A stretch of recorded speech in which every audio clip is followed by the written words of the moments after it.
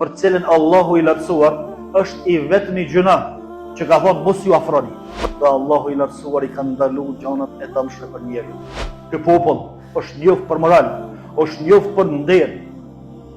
Dhe gjithmonë kur e kanë lëvdu dikon, edhe kur kanë dashur me fol mirë për një familje, ka thënë është familje ndershme. Të nderuar vëllezër besimtar, nuk ka mundësi që Allahu i lartësuar, i cili ka kriju gjithçka për të mirën e njerëzimit dhe të gjitha ato i ka fut në funksion të njeriut që me ja bën një jetë sa më të lehtë, sa më komode dhe sa më pak të lashe dhe probleme në këtë botë, nuk ka mundësi që Allah i njëjti me i ndalu diçka që është e dobishme për ta. Nuk ka mundësi për arsye se Allahu i lartësuar do të cilësohej si pa drejt këtë formë, e që Allahu e ka ndaluar padrejsinë vetvetes dhe e ka bërë të ndaluar madje prej gjunave më të mëdha padrejsinë në tokë. Kështu që çdo gjë të cilën e ka ndaluar Allahu i lartësuar, duhet jemi të bindur, e kuptum apo nuk e kuptum, e kapëm apo nuk e kapëm, e kuptum tash apo ma vonë, duhet jemi të bindur thellë se atë ka dëm dhe Allahu i lartësuar i ka ndalu gjanat e dëmshme për njeriu.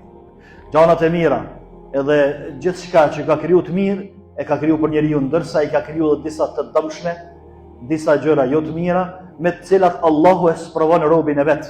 Sepse po të ishte bota, gjithçka në rregull, kjo botë, mos kishte të këqija, mos kishte vrasje, inate, harame, gjunohe, vepra të shëmtuara, atëherë qysh kish mu dallu ai i cili është përfillës dhe ai i cili është i nënshtruar ndaj Allahut për atij i cili nuk është i nënshtruar, sepse kjo dhe ashtu nuk do të kishte ku me shpreh mosbindjen edhe rebelimin ndaj Allahut të lartësuar. Dhe kështu që Allahu i lartësuar me këto pak gjëra të dëmshme të cilat i kanë nxjerrë këtë botë, i kanë nxjerrë sprovë për neve, e që Allahu vepron dhe sprovon me çka të doj, sepse ai është Allahu, krijuesi i gjithësisë. Pastaj të nderuar vëllezër, sado që ndryshojnë zakonet e njerëzve, sado që ndryshojnë perceptimet dhe botkuptimet e njerëzve për gjëra të ndryshme, të cilat janë pjesë e përditshmërisë tonë, ato mbeten ashtu që i ka vlerësuar Allahu edhe nëse njerëzit japin vlerësim të ndryshe. Për ata harami mbetet haram, e shëmtuara mbetet e shëmtuar, e dëmshmja mbetet e dëmshme, që i ka thonë Allahu kështu, edhe nëse tek njerëzit bëhet e zakonshme, edhe bëhet normale dhe nuk ka kurfar marrë, as kurfar problemi me i krye ato vepra të cilat Allahu i ka cilësu si të dëmshme apo edhe haram.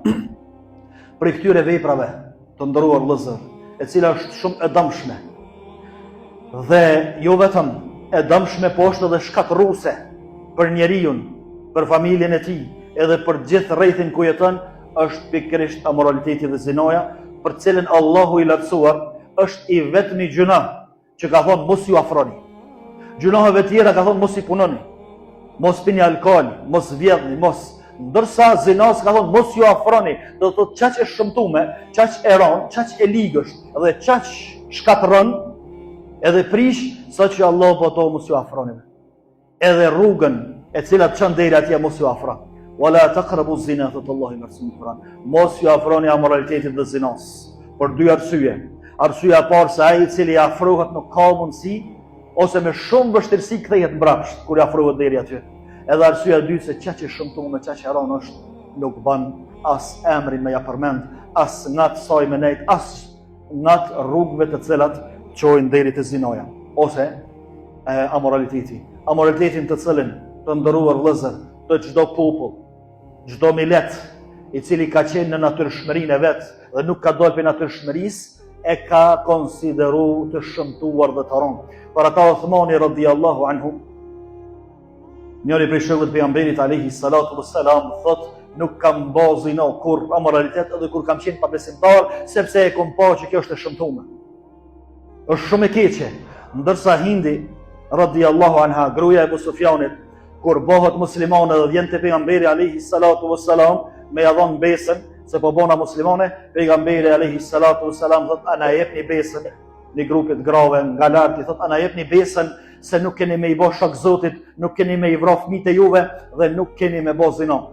Quhet Hindi, edhe thot dërguari i Allahut, gratë ndershme, gratë fisnike, a bojnë zinë ato? Do të thotë që zinoja nuk ka qenë e njohur te njerëzit fisnik edhe në kohën para Islamit. edhe amoraliteti, nga se gjithmonë është llogarit e shëmtuar, mirë po ja që shejtani e ka rrugën më të përshtatshme, e ka rrugën më të asfaltuar për me mërrit tek njeriu përmes amoralitetit, edhe zinos edhe për ata Allahu po mos ju afroni. Mos ju afroni sepse fillimi i saj të shpije deri në fund. Pastaj kur mërrin në fund rrugës, është problem më u kthy. Pikërisht duke u nisur nga shëmtia e këtij gjunohi të madh, e që Allahu e ka llogarit për gjunohet më të mëdha, e përmendin dietarët duke u shërby me ajetet edhe hadithet e pejgamberit alayhi salatu wassalam që flasin për këtë për këtë dukuri, për këtë vepër të shëmtuar, thënë se zinaja tëna belat e dunjos edhe të ahiretit ka vjen njeriu. Zinaja e varfron njeriu, sjell varfri dhe nuk është e përhapur dikun zinaja, dhe nuk është i njohur dikush që mirret me amoralitet, qoftë mashkull, qoftë femën, vetëm se varfëria ka me mbizotru në shtëpitë dhe familjet e tyre.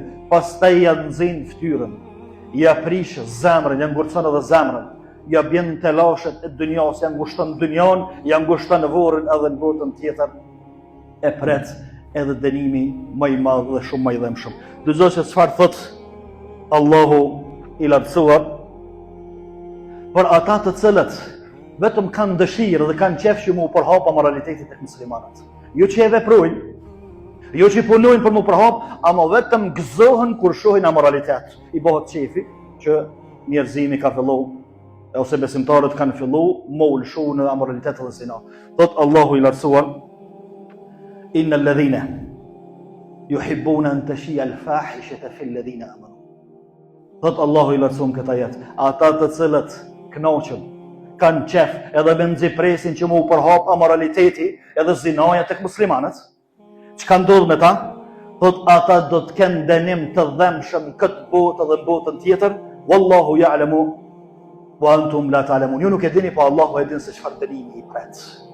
Çfarë dënimi i pret, sidomos kur fillon tek masa e gjerë dhe në popull, mu pa se nuk është diçka problemi madh, pastaj i duket se është gjithçka në rregull, edhe kush s'po e qorton, kush s'po i flet, edhe njerëzit mendojnë që kjo edhe pse po mirret me amoralitet, shpëtoj. Jo, thot Allahu, ju nuk e dini, po Allahu e din se çfarë dënimi do të ketë ai në këtë botë. Do të ketë dënim në brendin e tij, në shpirtin e tij, kur nuk do të kënaqë, nuk do të bëhet rahat. Vazhdimisht i tozum, vazhdimisht me probleme me shpirt, probleme me veten, probleme me familjen, probleme me kret botën, pastaj edhe probleme në botën tjetër. Kjo është vetëm nëse dikush i bëhet qefi dhe i kënaqet zemra, se po i sheh trit edhe trejat e muslimanëve duke u marrë me amoralitet ose duke e vepruar amoralitetin edhe zina. Pastaj të nderuar vëllezër, kur u përhap shpifja në Medinën e pejgamberit alayhi salatu wassalam, shpifje se njëna prej grave të pejgamberit alayhi salatu wassalam ka bërë amoralitet, edhe u trondit krejt Medinja sepse ishte e rënë që mu akuzu familja dhe shtëpia më e ndershme e pejgamberit alayhi salatu wassalam. Pastaj Allahu zbriti ajete ku e pastroi gruan dhe familjen e pejgamberit alayhi salatu wassalam dhe tregoi se këto janë trillime dhe shpifje për ata që dojnë me destabilizu Medinën edhe Muhamedit alayhi salam, familjen e tij dhe shokët e tij. Allahu thot: "Wa tahsabuna hayyinan wa huwa inda Allahi azim." Ju mendoni se është e lehtë kjo? Te Allahu shumë e madh, a di çka keni bërë? A di çka keni bërë vetëm se është shpifë dhe është fol për amoralitet. E sikur të bëhej amoraliteti, edhe më e rëndë do të ishte. Allahu thot vetëm shpifja, vetëm muhabeti që është bën në Medinë. A di sa e rëndë është kanë këtë tek Allahu i lartësuar. Edhe pse ju e keni llogarit diçka të lehtë. Të nderuar vëllezër, kjo është gjunohi edhe shëmtia edhe dënimi që e pret ato i cili i gëzohet të keqës, i cili solidarizohet me të keqën. Po ai i cili punon për të keqën, ose ai i cili e bën këtë keqë, çfarë dënimi dhe çfarë përfundimi, çfarë jete do ta ketë këtu, çfarë përfundimi dhe çfarë llogarie do ta ketë në ditën e gjykimit. Andaj të nderuar vëllezër, duke e ditur se rruga më e lehtë për të arritur te shembja edhe rrënimi i një shoqërisë edhe një populli, e që është zinaja dhe amoraliteti, e që shejtani e shfrytëzon këto shumë lehtë, pastaj edhe argat e tij njerëz dhe që ne shfrytëzojnë. Sot kemi agenda të ndryshme të cilat punojnë për me prish edhe me rënu moralin e këtij populli edhe shumë popullve tjerë, mirë po neve po na intereson ajo që jemi këtu me njerëz me të cilët po jetojmë. me të njerëz me të cilët po bojmë jetë, janë familjarët e tonë dhe janë tonët. Sado që flasim, sado që i qortojmë, sado që i kritikojmë, prap janë njerëz të tonë, me ta bojmë jetë. Me ta kemi me lidhje ose familjare ose miqësie, s'kemi ku e çojmë njëri tjetrin, për ata domethënë brenga është e përbashkët, nuk është qëllimi që këtu dikujt me jalon fajin, me bë fajtor dhe pastaj me gjyku ose me dënu, po si shoqëri duhet të gjithë me reagu edhe me vepru kundër këtyre agjendave edhe punëve të ndryshme të cilat po e cenojnë moralin e shoqërive, e që shoqëria jonë, ky popull është njoft për moral, është njoft për nder, dhe gjithmonë kur e kanë lëvdu dikon, edhe kur kanë dashur me fol mirë për një familje, kanë thënë është familje ndershme, ka nder në atë familje, nuk bëhet gjithçka, s'mund hin gjithkush atë. Edhe kështu do të jetë me lejen e Allahut të lartësuar, vetëm se duhet të mobilizu të gjithë, edhe mos me i duar trokit të keqës, as mos me i nejt krah, as edhe me e këshyr të keqen. Sepse vetëm shikimi i këtyre agjendave, këtyre emisioneve të ndryshme, të cilat pa kokrën e tupit dhe pa kokrën e marrës, sjellin në ekranet e tyre veprat më të shëmtuara që nuk njihen edhe në popujt e mëhershëm që kanë qenë të rënum si popull, na i sjellin edhe na i servojnë këtij populli i cili me ndershmërinë dhe me moralin dhe karakterin të cilit jemi krenu edhe do të krenohemi me lejen e Allahut.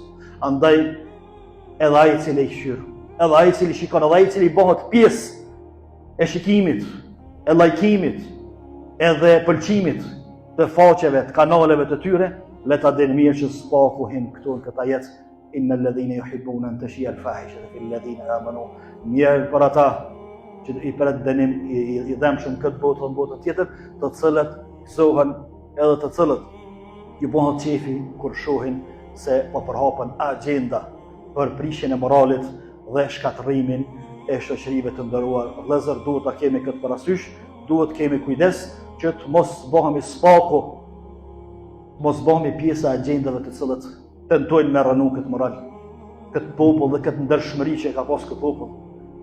Këto vlera të cilat i ka pas edhe i ka, mirë po cënohen si vlera. Andaj të nderuar vëllezër, mundemi na bashkarisht mu bë zë i fortë kundër këtyre të këqijave. Duke spaku duke i bojkotu, a muj me bojkotu, po. S'po muj me inal, mirë po muj me bojkotu. S'ka në shpiteme me hi këtu. Nuk ka familjarët e mi me marrë me tu. Qka është, qësh mundesh me i thonë të ndëruar vëllezër? Kur me 10 mia në gjysmë natës janë duke i shiku 2 persona atje që po bojnë gjumëta. Qka pritet për ty? Qfar ngritje, qfar ndërtimi pritet me pas këta njerëz, kur për kurreshtje me 10 mia po i shikojnë atë, vetëm se ju ka ofru në ekran, se qysh po flenjët në persona. Qysh po bojnë gjumin. Ku me ecë me këta? Ku me shku?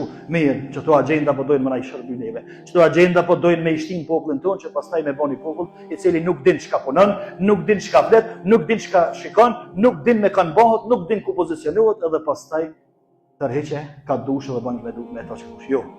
Unë kam shpresë të madhe dhe kam imjet të madh në Allahun e lartësuar, se përderisa ky popull ja ka dhënë besën Allahut të lartësuar një herë, është pa musliman, edhe po e dëshmon që është musliman, Allahu nuk ka me lënë me lejtit. Mirë po duhet me punu, duhet mu mobilizu bashkarisht, me reagu kundër të keqes edhe me lejen e Allahut të lartësuar kështu s'po pluhet ajo. Spaku mos na ketë argat, qoftë edhe argat, pase. Kështu që prej këtij vendi e lutim Allahun e lartësuar që ta ruaj këtë popull, dhe të gjithë muslimanët kudo që janë, të ruaj tritë dhe trejat tona, nga çdo devijim dhe çdo lajthitje, ti ato avesh atyre, petkun e devotshmërisë, petkun e turpit, marrës, petkun e njerëzisë, petkun e modestisë dhe të udhëzimit islamit. Ndërsa të gjithë ata të cilët cënojnë me rënu moralin, karakterin dhe vlerat e këtij populli, Allahu i lartësuar, nëse janë për udhëzu të udhëzojnë dhe të heqin dorë për tyre. Nëse nuk janë për udhëzim, Allahu i shkat rroft në vendet e tyre dhe me gjithë ata të cilët i bojnë këto plane. Allahu e rujt vendin tonë, e rujt popullin tonë, e rujt tritë dhe treja tona, edhe neve dhe brezat që vinë pas neve, dhe gjithë muslimanët tanë e kanë botën. Aqulu ma sami'tum wastaghfirullaha